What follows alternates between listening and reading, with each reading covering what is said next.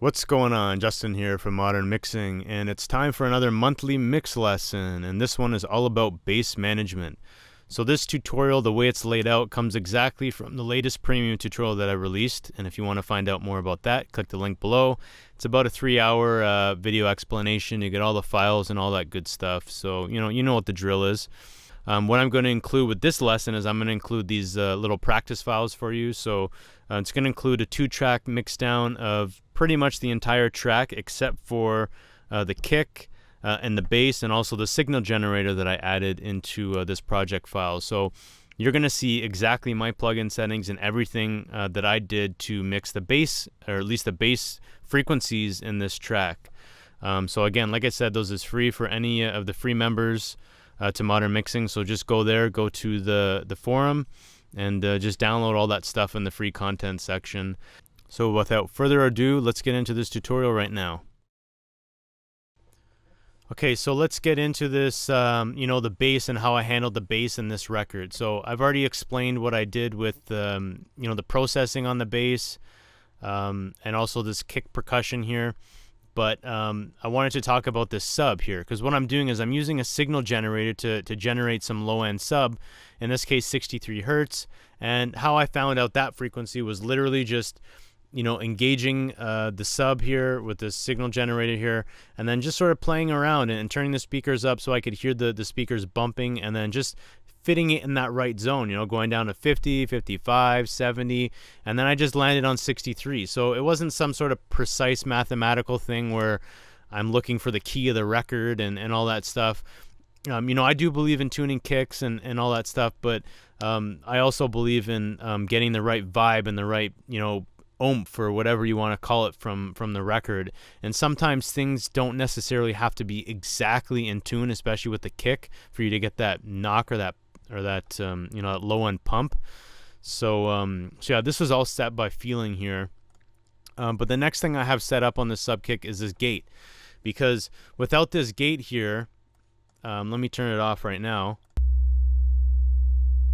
The signal generator is just going to play that tone over and over and over and over until you want to jump out the window or whatever.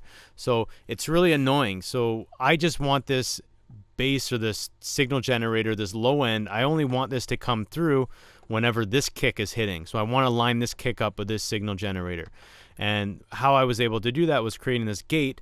So whenever this kick would hit, it would trigger this gate to open up and then allow that sub to come through, but then close again once this kick, once a transient dissipated and went back down to, infinity or whatever.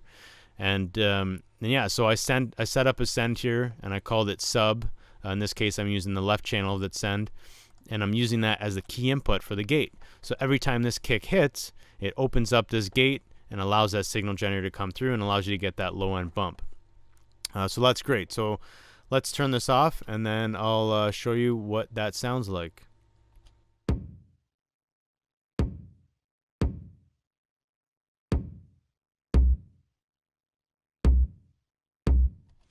So that was great. I got that low end kick, and actually, you know what? Let me just show you the settings, I guess, that I use. So pretty decently high ratio, 5.5 to 1. Set the release to 70 milliseconds and the attack to 6.3 milliseconds. Played around with the hold a little bit, and also the threshold. And again, this was literally just finessing it. And what I was trying to do was I was trying to accomplish two things. One, I was trying to get rid of all of this signal generator so you don't hear it at all. So once that gate's closed, you don't hear anything. And there is a way to set this up that you can still hear some of it coming through.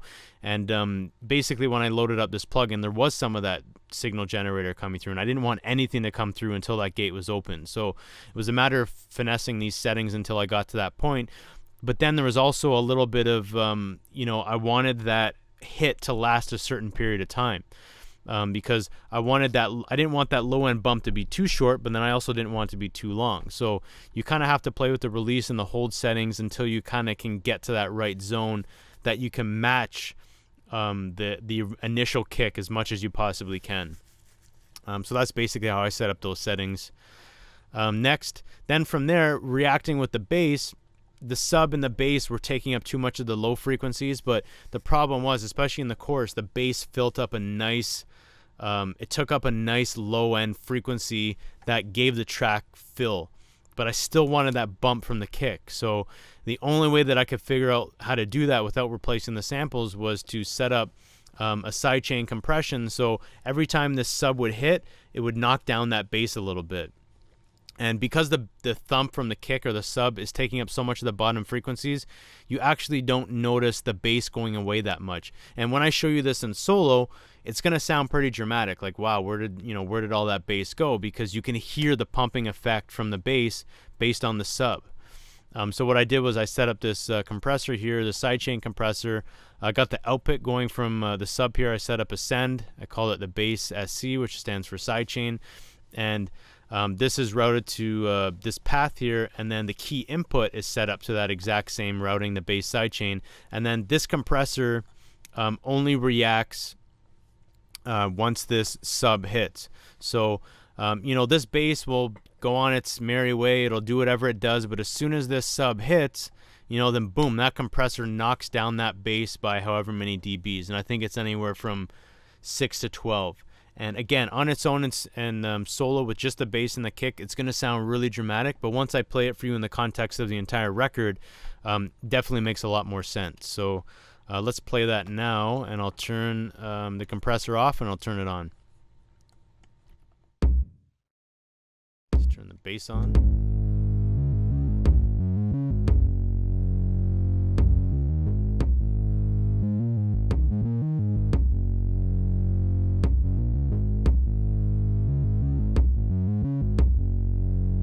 So, like I said, right now it sounds pretty dramatic, but let me show you in the context of the entire record.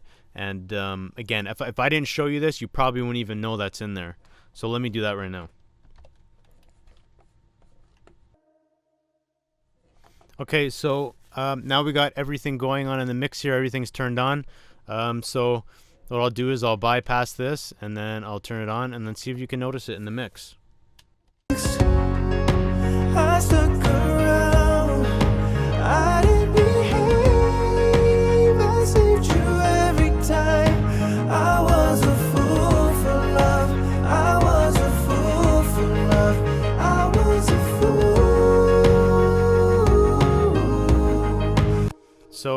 So yeah, that bottom end just comes out and it pulls through a lot more, and you don't necessarily notice that halt in the bass because that low end kick takes up so much of that low frequency. Your ear and your attention is focused more on the bump. And then plus there's a lot of other frequencies, a lot of other instruments in the mix that are following the bass line and those frequencies that the bass is, trying to push through the mix. So just through some sort of psychoacoustic, voodoo magic or whatever, your ear doesn't notice the bass losing its energy every time that kick comes in, because you got the kick, for instance, filling in those bottom frequencies, plus you got everything else in the mix that's giving you the illusion that the bass is still playing because it's complementing the bass line. So yeah, that's exactly what I did for this particular thing. So let's move on to the instruments.